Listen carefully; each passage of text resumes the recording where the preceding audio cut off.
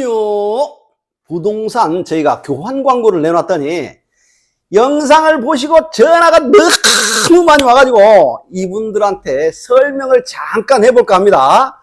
이 한 영상으로 다 담기는 어려운데 제가 설명을 간단히 해볼 테니까 잠깐만 들어보시기 바랍니다. 교환이라 하는 게 있지 않습니까? 아주 우리나라로 따지자면 고조선, 조선시대부터 이렇게 옛날부터 이루어진 거거든요. 기원전 5000년 전부터 교환이 있었던 겁니다. 현 시대에도 있지 않습니까? 부동산 교환 등기라 하는 게 있지 않습니까? 있거든요.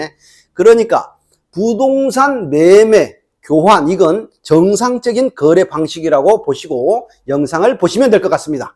저희가 사진을 한번 준비를 해봤거든요.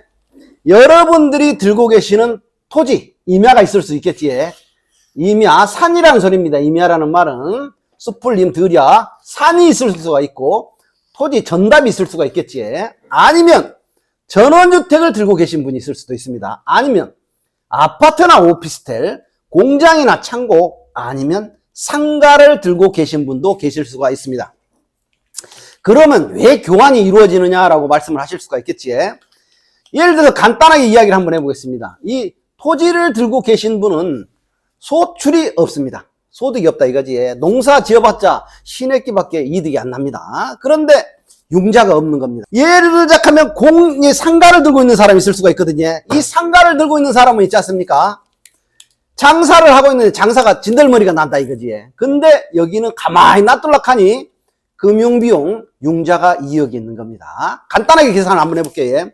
이건 융자가 2억이 있고 이건 융자가 없습니다. 그러면 이분이 일이 가면은 가벼워지겠지. 융자 비용이 없으니까. 그런데 이 사람은 또 가비게 되면 융자 대출을 빼서 이렇게 대출로 인해서 또 경제적인 활동을 할 수가 있겠지. 근데 이분은 농사는 진덜머리가 나고 장사를 해보고 싶은 겁니다. 그러면 자기가 장사를 해서 금융비용을 메꿔 가고 싶다라고 이루어진다 하면 토지하고 상가하고 이렇게 거래를 하는 겁니다. 이렇게 하는데 두 군데 거래를 하다 보면 금융비용을 빼고 예를 들자면 이건 4억이고 이건 2억인데 이게 융자가 2억 있으면 바로 맞바꾸면 되는데 1, 2천이 차이가 날 수 있다. 그러면 부족한 사람이 현금으로 이렇게 주면서 이 교환을 하게 되면 정상적인 거래 방식입니다. 이렇게 토지와 상가가 거래가 될 수도 있고요.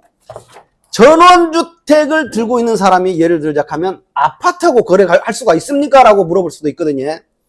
아파트에 살다 보니 막 층간소음으로 막 머리가 막 집나는 겁니다. 대가리에서 집난다 하지. 아파트에 살다 보니 나는 전원을 한번 꿈꿔보고 싶다. 나이도 묻는데 아마 가니까 전원주택을 하면서 살고 싶다. 초야에 묻혀서 살고 싶다. 라고 하신 분은 전 아파트를 주고 전원주택을 가시면 되는 겁니다. 전원주택에 계신 분들 있지 않습니까? 요즘 전원주택을 쉽게 생각을 하면 안 됩니다. 왜인가 하면 전원주택에 싹 들어갔다가 있지 않습니까? 몇 년 살다 보면 이게 사람이라 하는 게 마음이 간사하거든요. 아파트를 꿈꾸시는 분들이 있을 수가 있습니다. 그러면 서로 이렇게 있지 않습니까? 잠깐 위치를 바꾼다 생각을 하시면 됩니다. 아파트 계신 분이 전원주택으로 오고 전원주택 계신 분이 아파트로 간다.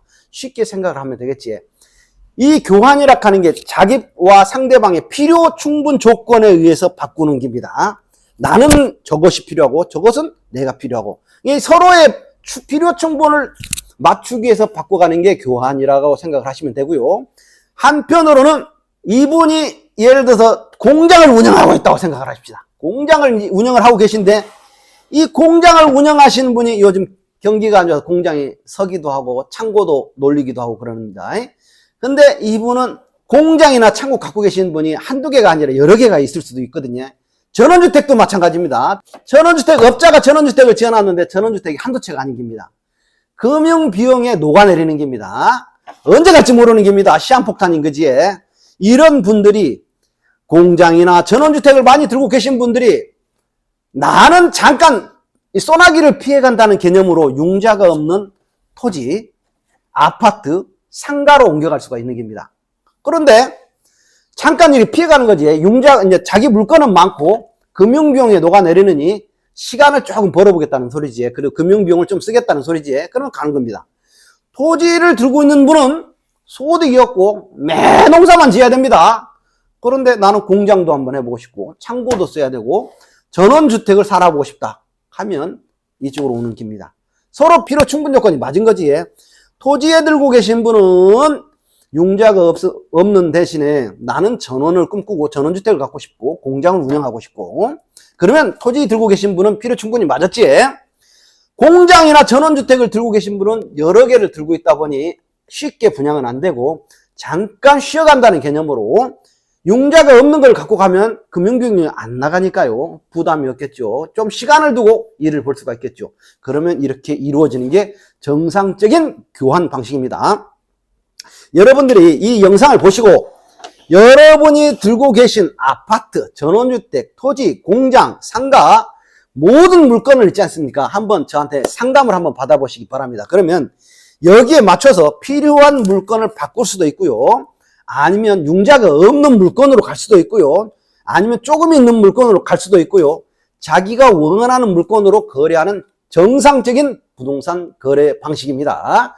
부담 없이 연락을 주시기 바라면서 구독, 좋아요는 저에게 큰 도움이 됩니다. 감사합니다.